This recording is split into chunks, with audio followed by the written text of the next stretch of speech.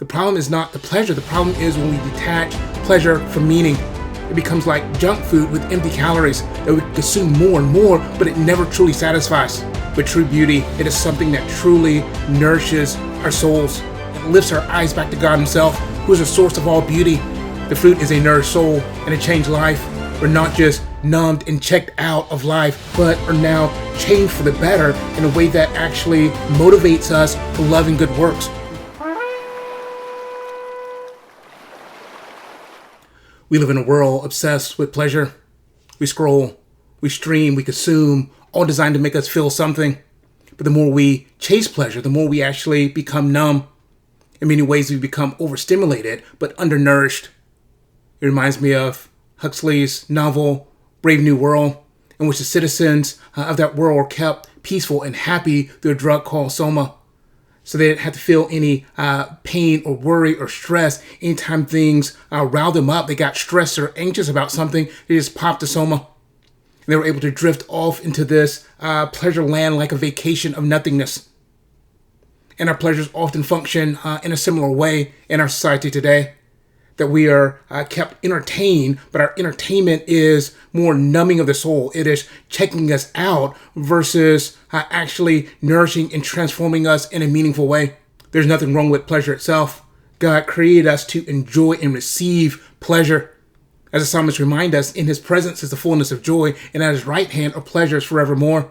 And so we get to enjoy music and good food and sexual delights that God designed us to receive all of these things to the full. The problem is not the pleasure. The problem is when we detach pleasure from meaning. That when we're just pursuing pleasure for pleasure's sake, then it becomes empty. It becomes like junk food with empty calories that we consume more and more, but it never truly satisfies. But true beauty and pure pleasure, on the other hand, is deeply nourishing. It's not just a predictable pleasure that titillates our senses. It is something that truly nourishes our souls. And we can tell the difference between shallow pleasures and pure pleasures by the fruit they produce. A shallow pleasure is just that predictable pleasure that scratches an itch, but ultimately leaves us unchanged. Where a pure pleasure is like experiencing high art, that something arrests you in seeing it, captivates your attention, but you walk away also changed. And so as we're receiving pure pleasure, and gazing upon holy beauty, it lifts our eyes back to God Himself, who is the source of all beauty. Although the beauty and pleasure received is but a dim reflection of His ultimate beauty. It also allows us to connect with each other.